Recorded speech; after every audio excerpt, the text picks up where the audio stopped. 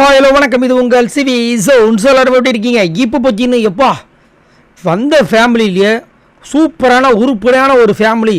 அந்த வீட்டில் இருக்கிற எல்லாருமே தங்கமானவங்க. ஏன்னா எப்பயுமே பார்த்தீங்கன்னா ஒருத்தங்க வந்துட்டு தன் மேலே இருக்கிற குறைகளை வந்துட்டு எப்போ முன் வைக்கிறாங்களோ, அடுத்தவங்க குறைய நோண்டாமல் தன்னை சரிப்படுத்துன்னு நினைக்கிறாங்களோ அவங்க தான் உண்மையிலே பெரிய ஆளுங்க. ஏன்னா வந்த 4 ஃபேமிலி நேற்று வந்தாங்க. அவங்கெல்லாம் வந்துட்டு அவங்க உள்ளே இருக்கிற அந்த விஷயத்தெலாம் கொடுத்தாங்க. அதே மாதிரி அவங்களும் அந்த அளவுக்கு வந்து பண்ணாங்க அந்த கண்டஸ்டன்ஸும்.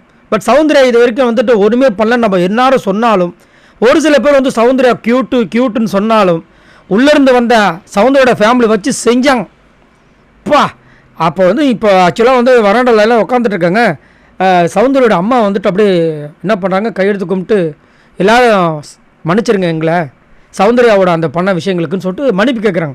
அவங்க அப்பாவும் சொல்கிறாரு, அவன் தம்பி கலாய்கிறான், நீ வந்து மரியாதை கொடுத்து பேசுன்னு சொல்கிறிய, நீ முதல்ல எல்லாருக்கும் மரியாதை கொடுத்தேன்னு கேட்குறாரு. பயங்கரமாக இருந்துச்சு.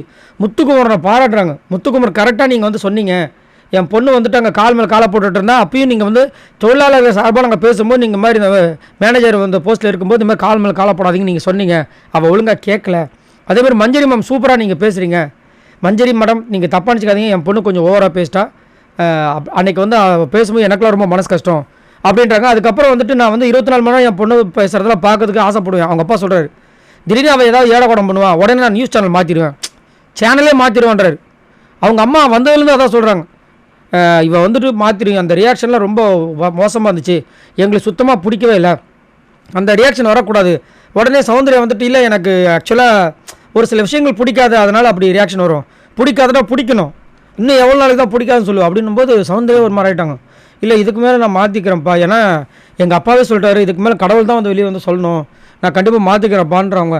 அதே மாதிரி ஜாக்லின் அன்ஷிதாலாம் வந்துட்டு அவங்க அப்பாவை பற்றி சொல்லும்போது எவ்வளோ மனசு கஷ்டமாக இருக்குது, இந்த பொண்ணுக்கு ஈஸியாக கிடச்சிச்சு, அதனால தான் இந்த மாதிரி ஆடிட்டுருக்கான்ற மாதிரி பயங்கரமாக இருந்துச்சு. நான் உண்மையிலே அவங்க அப்பா அவங்க அம்மா வந்துட்டு வரும்போதே கொஞ்சம் யோசித்தேன், பயங்கரமாக டெரர் ஃபேமிலியாக இருப்பாங்க, வச்சு செய்ய போகிறாங்கன்னு. ஆனால் வந்தவங்க எல்லாருமே அவ்வளோ அழகாக வந்துட்டு சௌந்தர்யா பக்கம் இருக்கிற விஷயங்கள் வைக்கிறாங்க. இப்போ இதெல்லாமே வந்துட்டு சௌந்தர்யா சூப்பராக விளாட்றாங்க, எங்கள் தலைவி தான் அப்படி இப்படின்னு சொல்கிறாங்க பற்றியில் அவங்களுக்குலாம் ஒரு சரியான ஒரு மரணடின்னு தான் நான் பார்க்குறேன். ஏன்னா வீட்டில் இருக்கிறவங்களுக்கு சௌந்தர்யாவோட ஆட்டத்தை பிடிக்கல. சௌந்தர்யா இந்த மாதிரி கிடையாது, இங்கே பிக் பாஸ் வீட்டுக்குள்ள தான் இந்த மாதிரி பண்ணிட்டு இருக்காங்க, எங்கள் வீட்டில் அந்த மாதிரி பண்ணதே இல்லைன்றாங்க.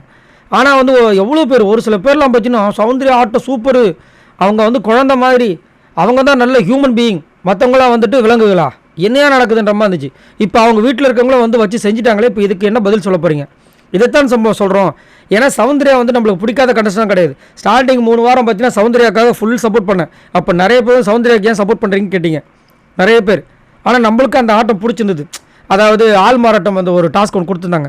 அதுக்கப்புறம் பார்த்தீங்கன்னா எல்லாமே வேறு மாதிரி கிரிஞ்சாகவே போயிடுச்சு. அதுக்கப்புறம் பார்த்தீங்கன்னா ஃபுல் அண்ட் ஃபுல் வந்து வன்மம் போல தான் இருக்காங்க, தவிர டாஸ்க்கை ஒழுங்காக பண்ணுற ஒரு விஷயமே இல்லை. ரியாக்ஷனாக இருந்தாலும் சரி, மஞ்சரி அசிங்கப்படுத்துறது, முத்துக்குமார் அசிங்கப்படுத்துறது, எல்லாரையுமே ரொம்ப ஓவராக டூ மச்சாக வந்து பிகேவ் பண்ணியிருக்காங்க. சரி, இதை பற்றி என்ன சொல்கிறீங்க? மறக்காமல் கமெண்ட்ஸ் பண்ணுங்கள். இந்த மாதிரி சுட சுட உங்களுக்கு அப்டேட்ஸ் வேணும்னா மறக்காமல் நம்மளோட சேனலை சப்ஸ்கிரைப் பண்ணுங்கள். பாய் நண்பர்களே.